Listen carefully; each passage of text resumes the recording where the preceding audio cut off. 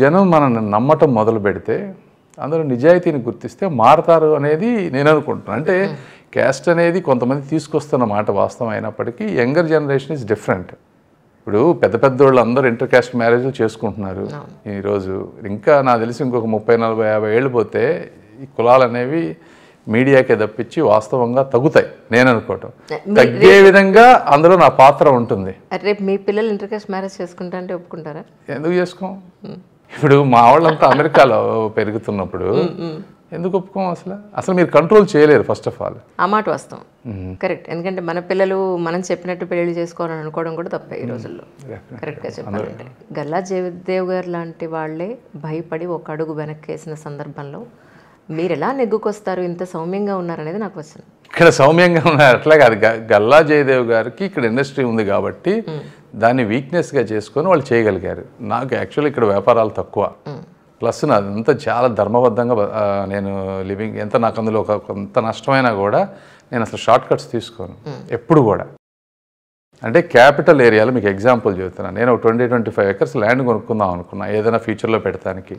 కానీ అందులో white money 100% తీసుకుంటేనే కొంటానంటే నాకు 7 అమ్మారు, 7 ఎకరాలే అమ్మారు ఇప్పటి వరకు. ఎప్పుడు నేను అంత 1 crore 1.2 crores పెట్టుకున్నాను. అంటే అందరూ 20 లక్షలు పెట్టి కొనుక్కునేటప్పుడు అంతవరకు వస్తే అంతవరకే నేను హోల్డ్ చేశాను. సో ఆ విధంగా వెళ్ళినప్పుడు ఈ నేచరే నన్ను ప్రొటెక్ట్ చేస్తుంది. సో దాని గురించి ఇష్యూ కాదు.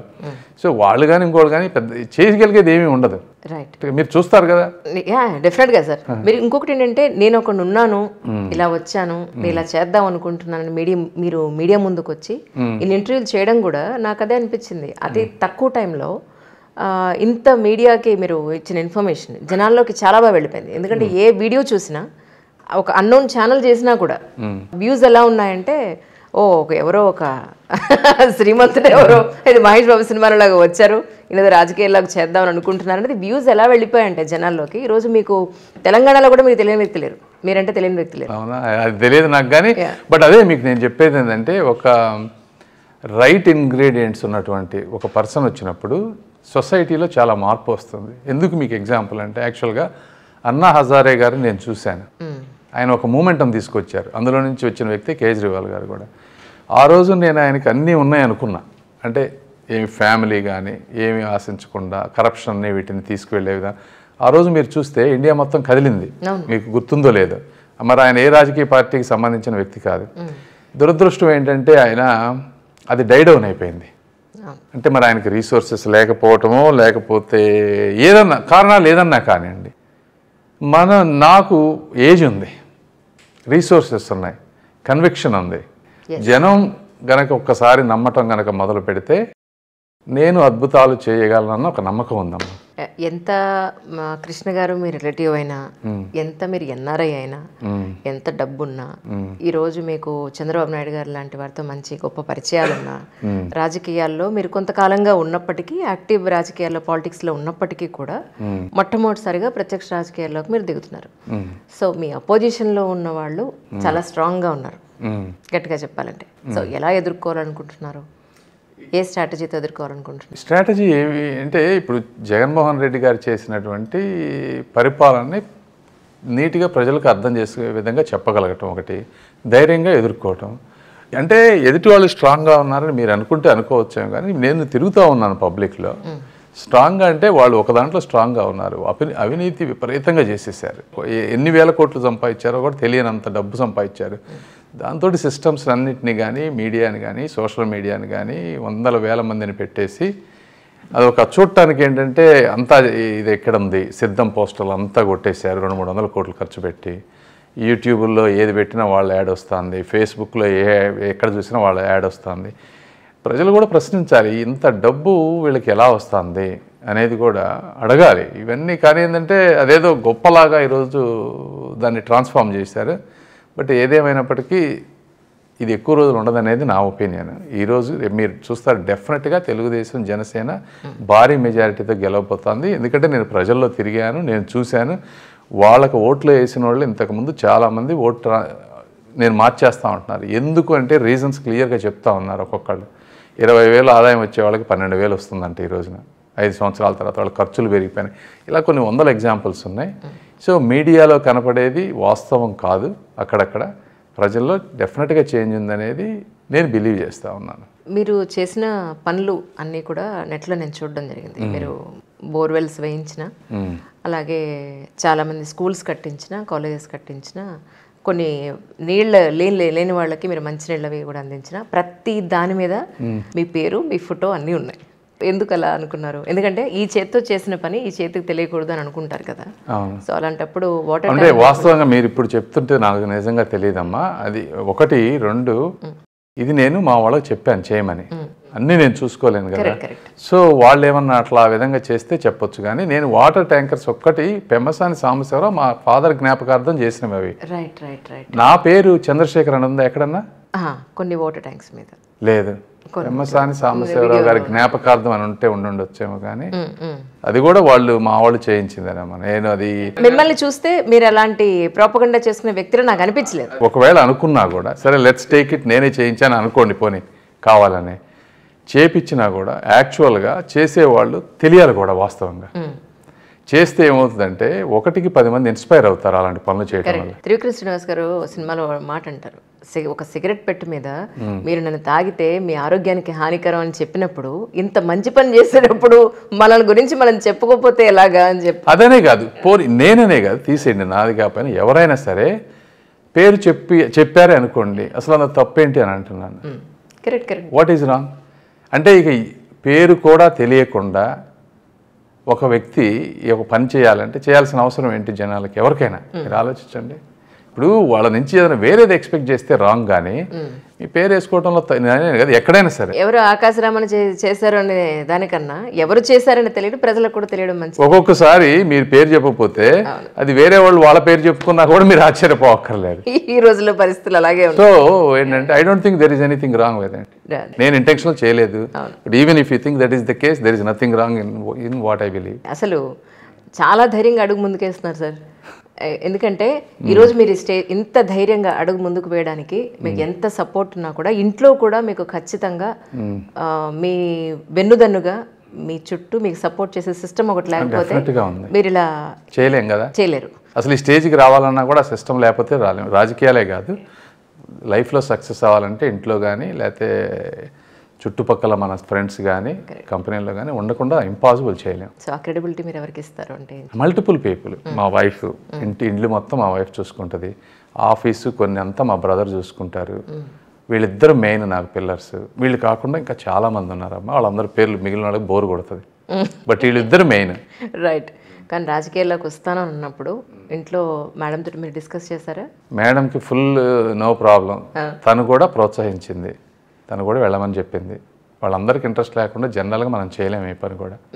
మీరేమి ఒప్పించడానికి ఏం కష్టపడాలి? అసలు అవసరం లేదు. తనకి నాకంటే ఎక్కువ సోషల్ సర్వీస్ వాటి మీద నాకన్నా కూడా 10 times ఎక్కువ.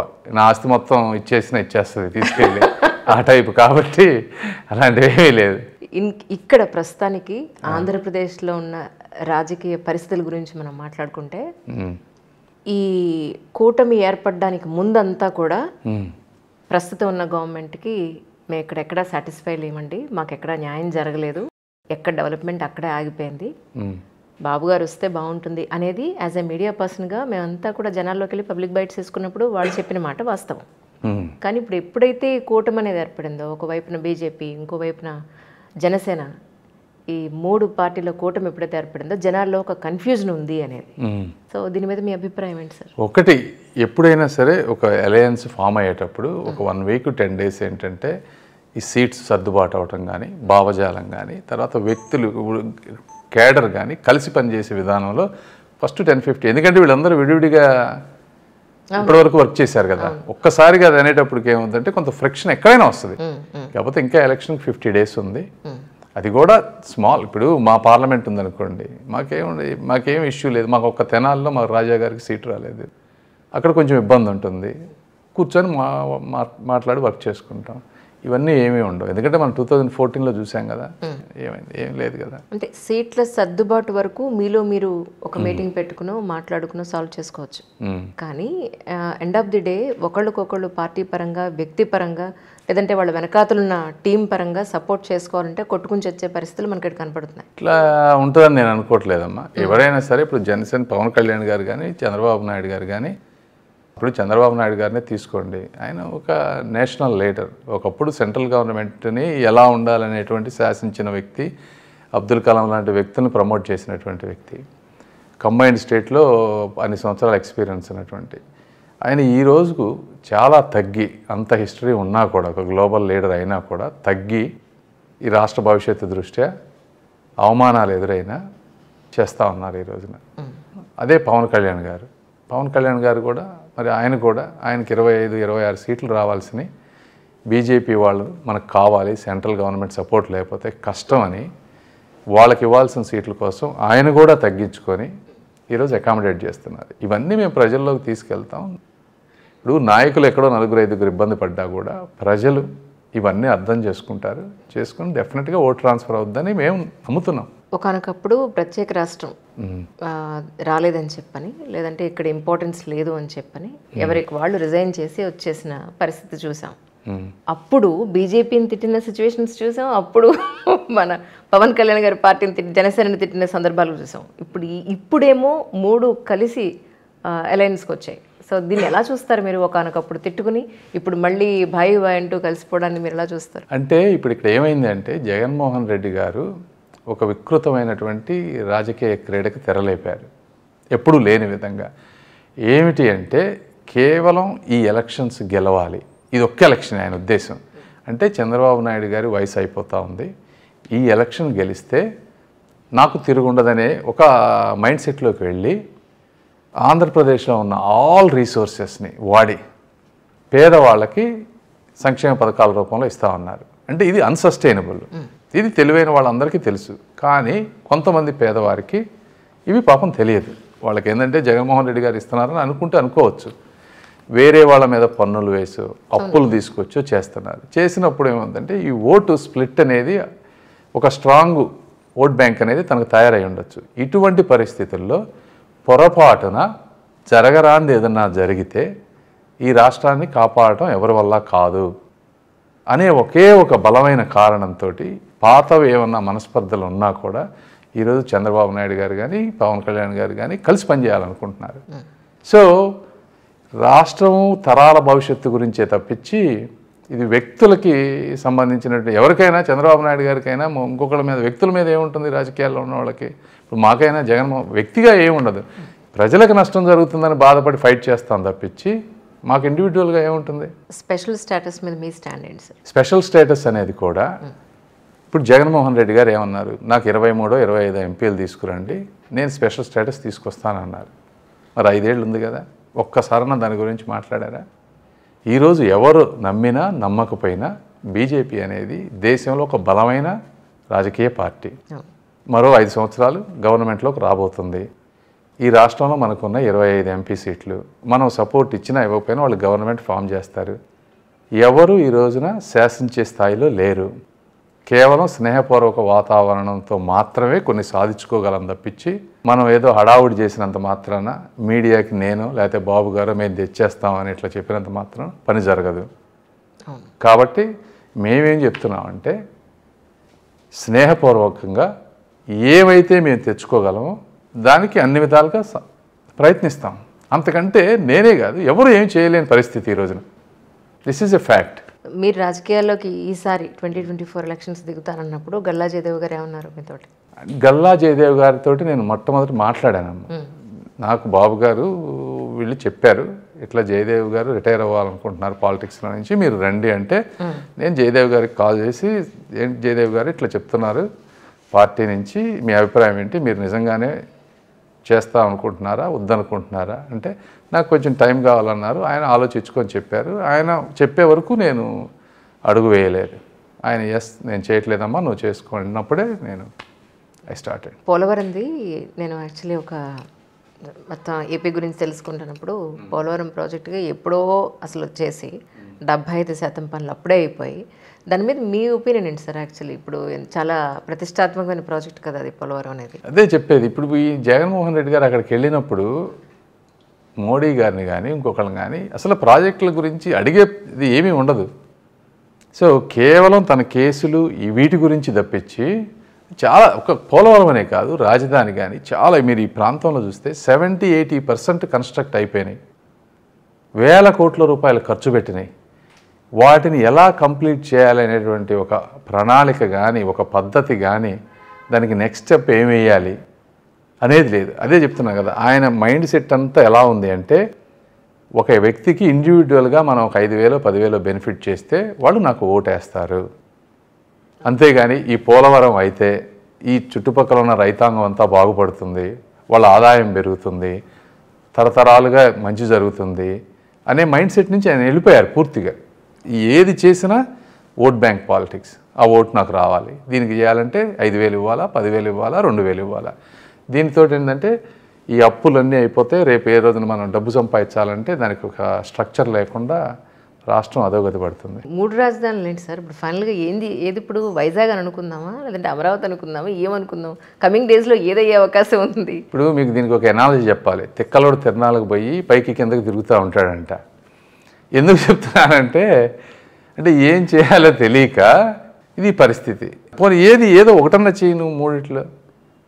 దాని గురించి ఎక్కడన్నా ఉందా 3 రాజధానులు? పోనీ నువ్వు ఒక గ్రేటెస్ట్ ఐన్స్టీనో లేకపోతే ఇంకో గొప్ప ఇన్నోవేటర్ అనుకుందాం నిన్ను.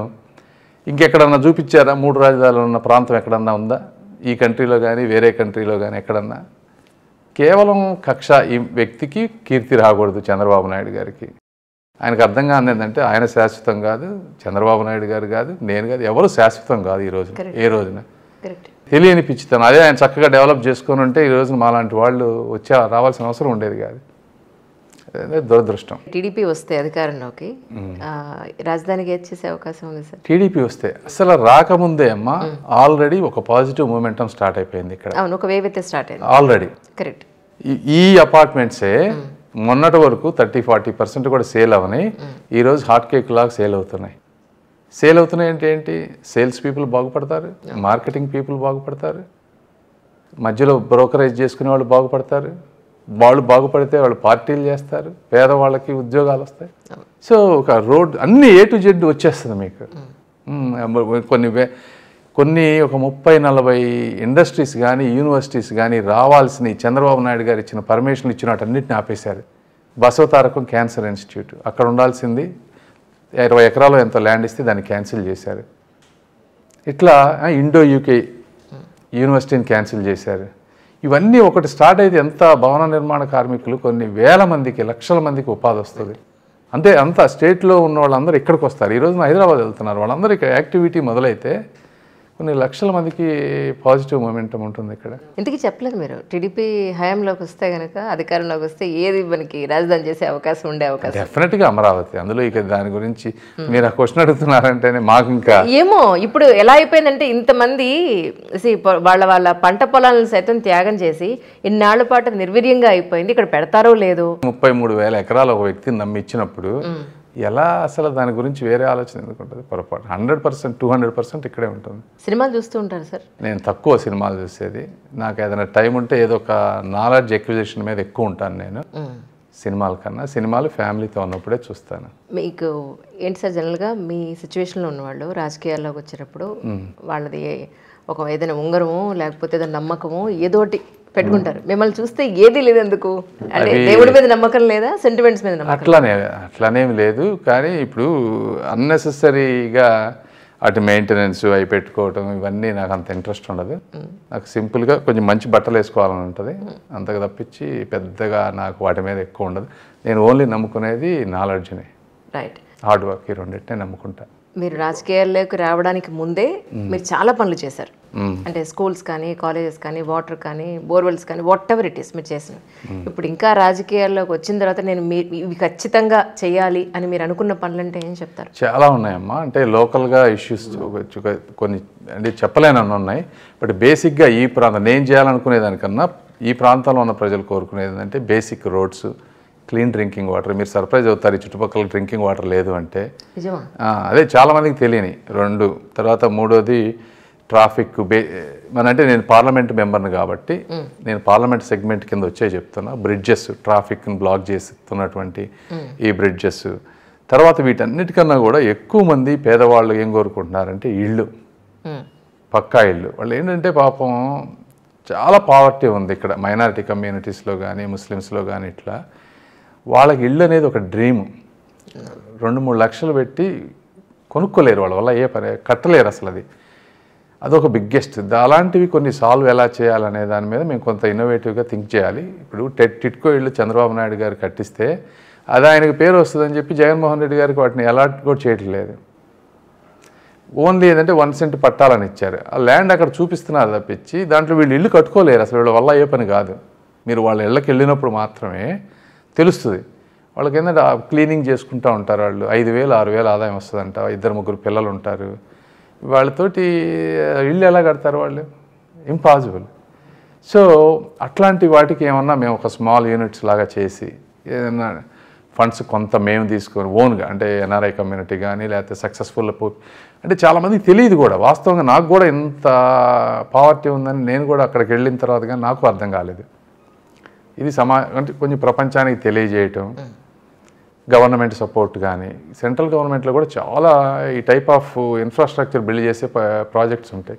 వాటిని ఏంటంటే మనం కన్విక్షన్ తోటి రిపీటెడ్గా ఫాలో అప్ చేయాలి. చేస్తే అవ్వదు అనేది నేను జనరల్గా ఐ డోంట్ యాక్సెప్ట్ నో. ఎంతో కొంత మనం 100% అనుకుంటే కనీసం 25% అన్నా ఏదో విధంగా చేయగలనని నమ్మకం ఉంది నాకు. ఇట్లా చాలా ఉన్నాయి మా పనులు. టైం కూడా సరిపోదు మీకు ఇంటర్వ్యూకి. కానీ ఎప్పుడైనా మీరు ఒకవేళ కాన్స్టిట్యున్సీలో మీరు ఒకవేళ తిరిగి ఇవన్నీ నేను చేస్తున్నాను లేదా ఈ ప్రాబ్లమ్స్ ఉన్నాయి అని మీరు చెప్పాలని అనుకుంటే మాత్రం చెప్పండి తప్పకుండా. నేను ఒక వెబ్సైట్లో మొత్తం ప్రపంచానికి తెలియజేస్తానమ్మా, A to Z. ఇట్లా ఇప్పుడు ఈ యూనిట్స్ ఎవరైతే ఉన్నాయో కనెక్షన్ కూడా అంత ట్రాన్స్పరెంట్గా చేసేస్తాం. మా వాళ్ళు వెళ్ళి వీడియోలు తీసి వాళ్ళ మొత్తం ఎక్స్ప్లెయిన్ చేసి అది రియలా కాదా అంతా తీసుకొచ్చి వెబ్సైట్లో అప్లోడ్ చేసేస్తాం. మా గుంటూరు ఎంపీ అని ఏదో ఒక వెబ్సైట్ పెడతాను నేను. ఏది ఇప్పుడు మన జగన్ గారి నాడు నేడు కార్యక్రమం లాగా, అంటే అప్పుడు అలా ఉంది ఇప్పుడు ఎలా ఉంది మేము చేస్తామని చూపిస్తాం. చూపించటం గురించి కాదు. అంటే వీళ్ళకి ఇది ఇప్పుడు తనకు ఒక 1 lakh 2 lakh వస్తే తనకు ల్యాండ్ ఉంది, ఇక్కడ తనకి ఇల్లు కావాలి, ఎవరైనా సపోర్ట్ చేసేవాళ్ళు ఉన్నారా, this is a verified genuine one, వాళ్ళని ఎలా కనెక్ట్ చేయాలి. అంటే గవర్నమెంట్ సపోర్ట్ ఒక్కోసారి చాలా లేట్ అవ్వచ్చు.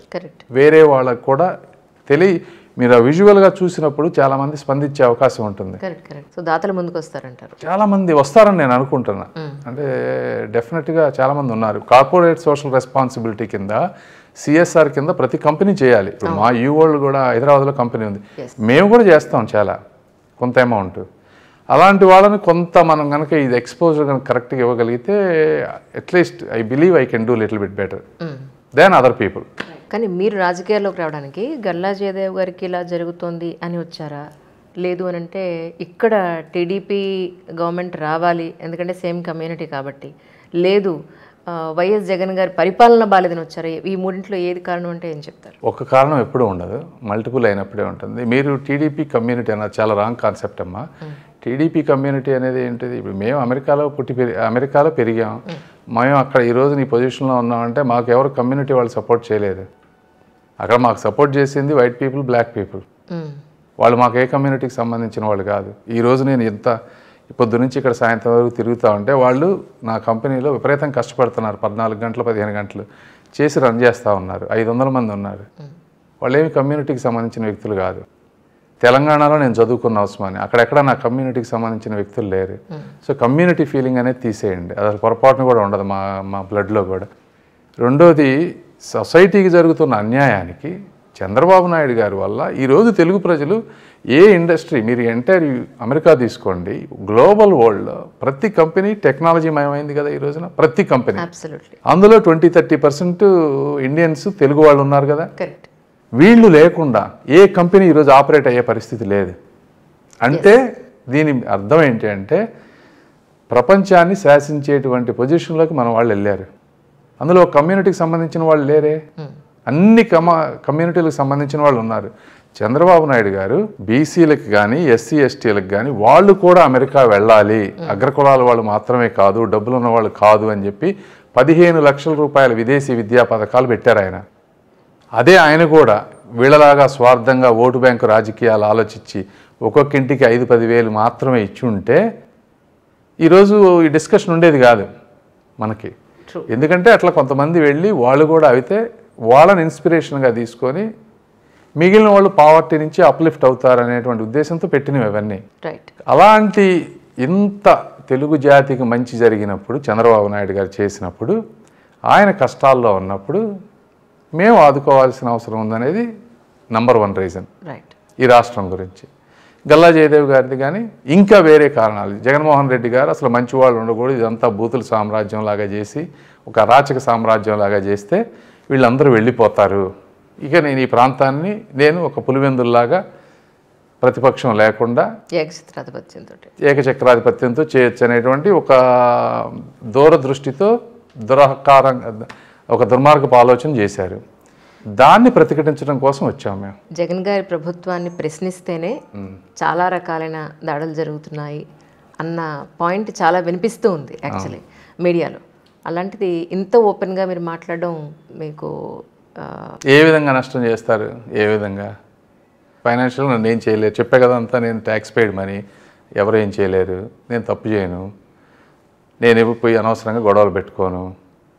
ఏ విధంగా? ఫిజికల్గా చేస్తారు అంతే కదా, అంతే. అంతకంటే ఏం చేయగలుగుతారు? జైలు ఏమన్నా దొంగ కేసులు పెడతారు, అంతకంటే ఏం చేయలేరు కదా. నేను ఇంతకుముందు కూడా చెప్పాను, దొంగ కేసులు పెడితే నేను పుస్తకాలు రాసుకుంటా పైకి వచ్చినండి, ఇంకో 4 పుస్తకాలు రాసి అమ్మి ఇంకా ఎక్కువ డబ్బు సంపాదిస్తానని చెప్పి జైల్లో కూర్చుంటే ఎన్ని రోజులు పెడతారు? 30 రోజులు పెడతారు, 60 రోజులు పెడతారు. సిస్టమ్ ఉంది కదా, ప్రొటెక్ట్ చేస్తుంది కదా అలా లీగల్ సిస్టమ్, అంతకంటే ఏం చేయలేరు కదా.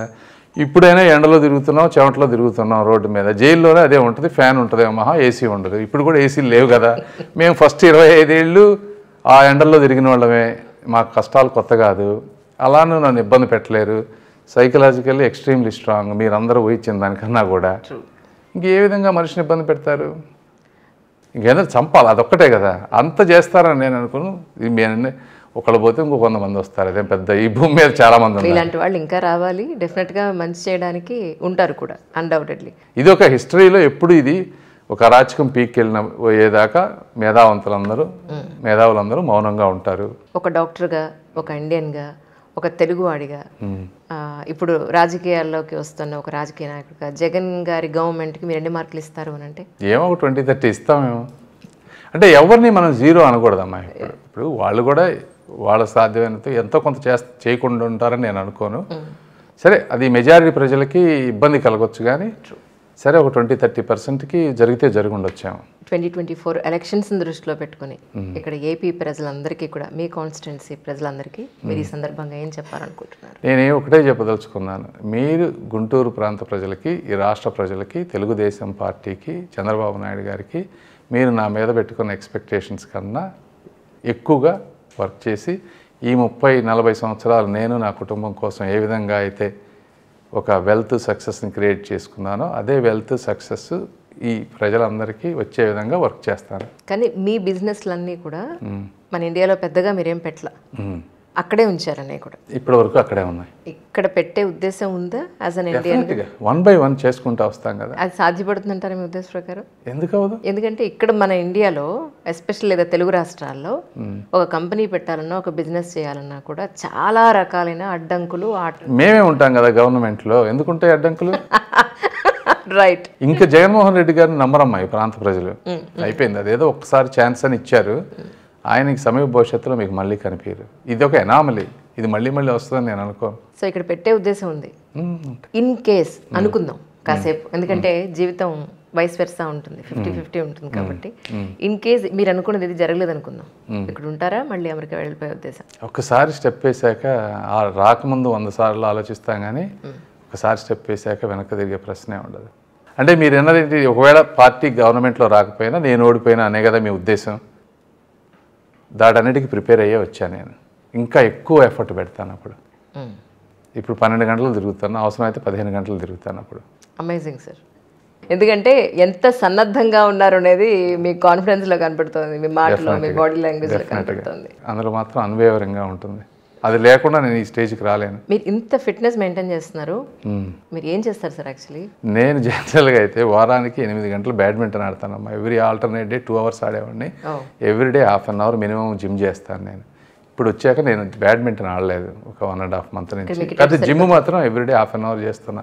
4 hours నిద్రపోయినా early morning ½ an hour gym చేస్తా ఇప్పుడు కూడా, ఈ రోజు కూడా. నేను ఏమనుకున్నానంటే ఒక పొలిటీషియన్గాతో పాటు ఒక మంచి డాక్టర్గా, జనరల్ ఫిజిషియన్గా మీతో ఒక మంచి ఇంటర్వ్యూ చేయాలని అనుకున్నాను. ఎందుకంటే మీరు నమ్మరు, మనకి తెలుగు రాష్ట్రాల్లో డయాగ్నోసిస్ అనేది ఎంత కష్టంగా మారిపోయిందో. ఒకనకప్పుడు పల్స్ పట్టుకుని చెప్పేవాళ్ళు, ఇప్పుడు ఒక 10 టెస్టులు చేసినా కూడా ఈ రోగం ఇది అని చెప్పగలిగే పరిస్థితి లేదు. Can you believe it sir? అంటే అంత జనరలైజ్ చేయడం కరెక్ట్ కాదు. అందరూ ఉన్నారు కాదు.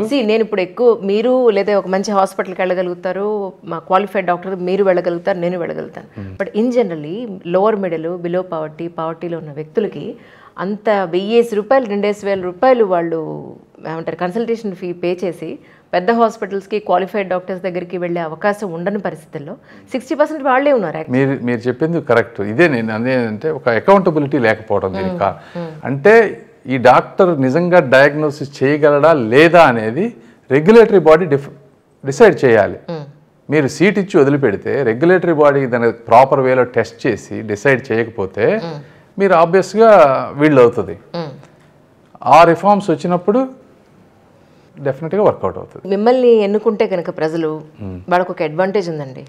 ఒక మంచి నాయకుడితో పాటు మంచి డాక్టర్ కూడా వాళ్ళకి డెఫినెట్గా ఉంటుంది. అన్డౌటెడ్లీ మనస్ఫూర్తిగా మీలాంటి very good, well educated, good enough matured persons రాజకీయాల్లోకి వచ్చి అధికారంలోకి రావాలని సిగ్నేచర్ స్టూడియో నుంచి ఎంత మనస్ఫూర్తిగా కోరుకుంటున్నాం. We wish you all success sir. Once thank you అమ్మా.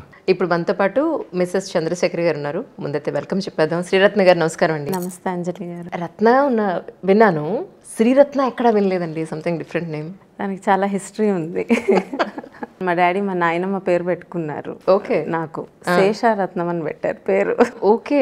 సో అదే ఉండుంటే ఇంకా ఏడ్చేదాన్ని. బట్ మా తమ్ముడు పుట్టి నా పేరుని శ్రీరత్నకి మార్చారు. ఒక్కసారి మీ నేటివ్ ప్లేస్, మీ ఫ్యామిలీ అంటే ఐ మీన్ పుట్టింటి వాళ్ళ ఇంటి గురించి. డాడీ ఇక్కడే గొడవరు, బట్ నేను పుట్టి పెరిగింది, డాడీ బిజినెస్ అంతా విజయవాడ. సో విజయవాడ అమ్మాయిని. ఏం చదువుకున్నారు మీరు? నేనేమో మెడిసిన్, జనరల్ మెడిసిన్. చంద్ర నేను. ఓకే. తమ్ముడేమో BITS Pilani engineering. Love marriage ఇది? అయ్యో సార్, మిస్ అయిపోయారే. ఎలక్షన్స్ అయిపోయిన తర్వాత, సార్ విజయం సాధించిన తర్వాత మళ్ళీ ఒకసారి వీళ్ళిద్దరు కపుల్ ఇంటర్వ్యూ కావాలి. మీరు ఇప్పుడు నాకు ప్రామిస్ చేయాలి ఖచ్చితంగా. ష్యూర్గా. డన్. సో ఎక్కడండి? మెడికల్ దాంట్లోనే ఎంబీబీఎస్ చేసారు? ఎప్పుడే పరిచయం? ఎంబీబీఎస్ అంటే ఇంటర్న్షిప్, హౌస్ సర్జన్సీ. నేను మైసూర్ యూనివర్సిటీలో చేశాను. హౌస్ సర్జన్సీకి ఉస్మానియాకి వచ్చాను. అక్కడ ఐ మెట్ చంద్ర. కానీ your looks like a IAS officer. Thank you. Thank you. కానీ అబ్రాడ్లో చాలా కంఫర్టబుల్ లైఫ్ని వదులుకుని ఇక్కడికి రాజకీయాల్లోకి వస్తానన్నప్పుడు మీ మనసులో నిజంగా భయం అనిపించలేదా? అంటే నా ఒపీనియన్లో కంఫర్ట్ అనేది మనసు లోపల ఉంటుంది. ఈ బయట చిన్న చిన్న కంఫర్ట్స్ అనేది అది వేరు. అంటే by DNA also both of us మేము ఇద్దరం కూర్చున్నాం అనుకోండి, ఎక్కువ ఈ ఇష్యూ ఎలా అయితే బెటర్ ఉంటుంది అలానే ఉంటాయి మా మాటలు కానీ ఏదైనా. సో ఇంకా ఇది హోమ్ కదా. కరెక్ట్. అవేమి అసలు అనిపించవు. మా వర్క్ కాదు, మా పాప కూడా ఇక్కడ వచ్చి 3 years అవుతుంది. మరి అదైతే అక్కడ అచ్చంగా అక్కడే పుట్టి పెరిగింది. ఒక్కరోజు కూడా బస్సులో 1 hour స్కూల్కి వెళ్తుంది వస్తుంది, ఎండగా ఉందని కానీ గుంటలు ఉన్నాయని కానీ ఏమనదు. As a mother, as a wife, మీరు ఇప్పుడు ఈ రాజకీయాల్లో పొద్దున్న లేస్తే ఆయన అసలు ఎక్కడ హెక్టిక్ స్కెడ్యూల్లో తిరుగుతున్నారు.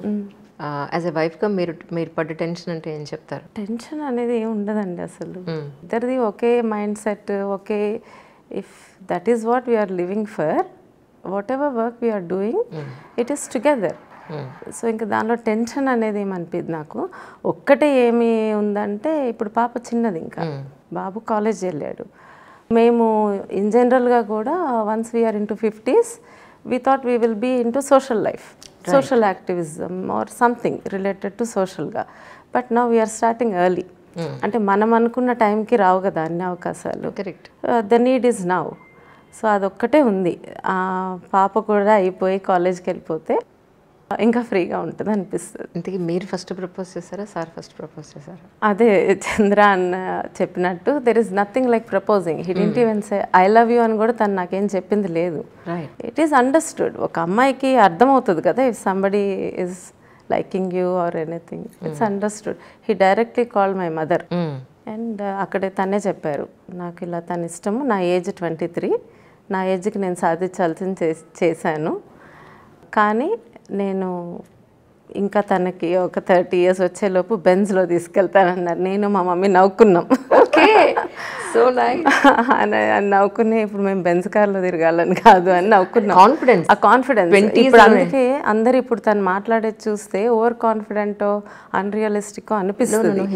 But I have seen him since he's 23. So అప్పుడు ఎంత వర్క్ చేశారో ఇప్పటికి అంతకన్నా ఎక్కువ ఉంటుంది, ఎక్కువే ఉంది కానీ. And he works towards goals, like అది చాలా క్లియర్ తనకి. అది ఏమి ఆవేశపడటం, ఎంత మీరు టెన్షన్ అంటున్నారు కదా, బిజినెస్లు ఎస్టాబ్లిష్ చేసి ఇష్యూస్ వస్తాయి, అన్ని ఎక్విజిషన్స్ ఇన్ని ఉంటాయి. One day also he never shows that. ఇంట్లో ఎప్పుడు దాని తన ఫేస్లో కానీ ఎక్కడ కనిపించదు. పిల్లలు అనలేదండి అక్కడి నుంచి ఇక్కడికి ఎందుకు తీసుకొచ్చారో, మేము అక్కడే బాగుంది ఇక్కడ మాకు అంటే మేము ఇప్పుడు ఇక్కడ ట్రావెల్ మేము వెళ్ళామనే కానీ మాకెప్పుడు అనిపిది ఇక్కడ ఎప్పుడు మాకు ఓన్ హౌస్ ఉండింది, వచ్చినప్పుడల్లా నేను 2-3 months ఇక్కడే ఉంటాను ఇయర్కి. సో కిడ్స్ కూడా అలాగే అలవాటు. హాలిడేస్ అంతా మేము ప్రత్యేకంగా వేరే వెకేషన్స్ ఉండవు, ఇక్కడే ఉంటాము. గ్రాండ్ పేరెంట్స్ ఇక్కడ అట్లా వెళ్ళడము అలానే ఉంది. ఆ మూలాల్ని వదలలేదు మీరు? వదలలేదు. And thankfully my kids are also very mature. అందుకే మీరు చూసిన ఆఖరి సినిమా ఏంటి? సర్కస్లు గుర్తులేదు, కూడా గుర్తులేదు కానీ నేను చూస్తాను. విజయవాడ అమ్మాయి అయ్యి సినిమాలు చూడటం అది మాకు దట్ ఈస్ వాట్ ఎవర్ నేను చూస్తాను. కథ కొంచెం తక్కువ, ఇప్పుడు ఇంకా తగ్గింది. తను పెళ్లి చేసుకున్నాక ఇంకా తగ్గింది. మా ఇంట్లో వీకెండ్ వచ్చి ఒక మూవీ చూసాం అనుకోండి, వీకెండ్ సాటర్డే చూసాం కదా, సండే ఇంకోటి చూద్దాం అనుకుంటే చంద్ర ఇచ్చే లుక్స్ ఎలా ఉంటాయి అంటే యూ వేస్ట్ ఫెలోస్ అన్నట్టు చూస్తారు. సినిమా చూసి ఒక 3.5 గంటలు వేస్ట్ చేసుకుంటారు. అసలు ఎలా నిన్నే చూసాం కదా బంగారం అంటారు. సో అలా ఇంకా చెప్పాలంటే డాక్యుమెంటరీస్ చూస్తాం. సో చెప్తే మరి బోరింగ్ అనిపిస్తుంది. ఓకే, నేషనల్ జియోగ్రఫికల్ ఛానల్లో ఇలా చూస్తారు. సో అదే అంటున్నారా? నేను బాగానే క్యాచప్ చేస్తానండి మూవీస్, ఫ్యామిలీ, ఫ్రెండ్స్, కిడ్స్ అందరితో నేను పర్వాలా. కానీ మీ ఇద్దరిని చూసాక ఒక మెంటల్ సాటిస్ఫాక్షన్ అండి. కపుల్ అంటే చక్కగా ఇలా ఉండాలని ఒక గ్రేట్ ఫీలింగ్ అయితే నాకుంది మనసులో. Thank you. But the thing is అంటే నేను హైదరాబాద్లో ఉంటూ చాలా కేసెస్ చూస్తున్నాను యాజ్ అ మీడియా పర్సన్. పొద్దున్న లేస్తే లవ్ మ్యారేజ్ అయినా అరేంజ్డ్ మ్యారేజ్ అయినా అతి తక్కువ టైంలో, ఇంతకుముందు కనీసం ఒక 10 ఏళ్ళు 15 ఏళ్ళన్నా డ్యూరేషన్ గ్యాప్ ఉండేది. ఇప్పుడు అసలు 2-3 years అసలు మంత్స్లోనే వాళ్ళకి సెట్ అవ్వక విడిపోతూ ఉండడం అనేది చూస్తుంటే, మిమ్మల్ని చూస్తే ఒక చక్కటి మన తెలుగింటి కడుపు నిండా ఆంధ్ర భోజనం చేసినట్టుంది. Thank you. సో అలాంటి అంటే యంగర్ జనరేషన్కి పెళ్లి చేసుకోబోయే వాళ్ళకి కానీ చేసుకున్న వాళ్ళకి కానీ విడిపోవాలనే థాట్ వచ్చిన వాళ్ళకి కానీ ఒక చిన్న వర్డ్ అంటే ఏం చెప్తారు? ఒక్క వర్డ్ అనేది కాదండి, మెయిన్ థింగ్ మనకి క్లారిటీ ఉండాలి. లవ్ మ్యారేజ్ అయినా అరేంజ్డ్ మ్యారేజ్ అయినా, అంటే అట్లీస్ట్ నా విషయంలో ఐ కెనాట్ జనరలైజ్. నాకు ఫ్యూ థింగ్స్ చాలా క్లియర్ ఉండినాయి. ఒక 3 things అనుకున్నాను అనుకోండి, ఆ 3 things చంద్రాలో ఉండినాయి. మిగతా ఏమీ మ్యాచ్ అవ్వాలి. చూడటానికి మాది ఫెయిరీ టేల్ స్టోరీలా అనిపిస్తుంది బయట నుంచి. అంటే ఇప్పుడు అరేంజ్ చేసేటప్పుడు అబ్బాయి ఫైనాన్షియల్గా ఇంత ఉండాలి, ఈ పర్టికులర్ ఒక ఫ్యామిలీస్ మ్యాచ్, ఇలా అన్నీ ఉంటాయి కదా, అన్నీ చూస్తారు. అమ్మాయిలకు కూడా రియలిస్టిక్ ఎక్స్పెక్టేషన్స్ ఉండాలి. ఒక్క పర్సన్ అన్నీ ఫిల్ చేయలేరు. ఇప్పుడు నేను పెళ్ళి కాకముందు హోప్లెస్లీ రొమాంటిక్గా అనిపించేది. అంటే ఇద్దరం కలిసి బ్రేక్ఫాస్ట్ చూడటం, తినడం, మూవీస్లో. ఈ సినిమాల ప్రభావం మన మీద కొంటుంటుంది, అమ్మాయి మీద ప్రభావం కొంటుంటుంది నిజంగా. అంటే మంచివి ఉంటాయి. అంటే ఇప్పుడు నాకు విశ్వనాథ్ మూవీస్ కానీ ఇలాంటివన్నీ క్యారెక్టర్ ఫార్మేషన్ కూడా అవుతుంది అలాంటివి. అవును అవును. సో అలా మూవీస్లో చూసినట్టే ఓహో ఇలా కలిసి బ్రేక్ఫాస్ట్ చేస్తాము, కలిసి ఏదో చేస్తాము, ఇలాంటివి ఉంటాయి. కథ చేసుకున్న నాకు 1 weekలో అర్థమైపోయింది తను చూసాకే. But I was okay with it. ఒక మనిషి అలా కష్టపడుతున్నట్టు మళ్ళీ నీకు వెంటనే సాయంత్రానికి రోజెస్ తీసుకొని రారు. వ్యాలంటైన్స్ డేస్ గుర్తుండవు, మ్యారేజ్ డేస్ గుర్తుండవు. I'm okay with it. Right. But he loves me to the core and he doesn't have to tell me all the time. The way he looks at me, I'll know it. That's amazing. ఇది కదా ప్రేమ అంటే. అవసరం లేదు అది. అవును. నాకైనా అంతే. నేను తన అవసరానికి ముందే తనకు కావాల్సింది అరేంజ్ చేసుకుంటాను. And he gives me full freedom to how I want to live too. So అది మెచ్యూరిటీ. వైఫ్ బర్త్డే గుర్తులేదని గొడవ పెట్టుకునే వైఫ్లు ఉన్నారు. అందుకే నాకు అసలు అది ఉండదు. మేము మొన్న యాక్చువల్లీ ఇక్కడికి వచ్చాక మేమిద్దరం మా మ్యారేజ్ యానివర్సరీ మర్చిపోయాం. So those days it's nothing like ఆ డే ఉండి చేసుకుంటే ముచ్చటగా ఉంటుంది, లేకపోయినా ముచ్చటే, అదేం పెద్ద విశేషం కాదు. కరెక్ట్. అర్థం చేసుకునే తత్వం ఉంటే ప్రతి దాంట్లోనూ కలిసే ఎవ్రీ ఉంటారు. Day is your beautiful day together. Super అండి, రియలీ చాలా చాలా చాలా సంతోషంగా ఉంది. మీ విజయ జైత్ర యాత్ర అయిన తర్వాత డెఫినెట్గా మీ కపుల్ ఇంటర్వ్యూ నాకు ఒకటి షూర్గా డెఫినెట్గా అండి మీకే ఇస్తాం. Because I love your interviews. Thank you ma'am, thank you so much ma'am once again.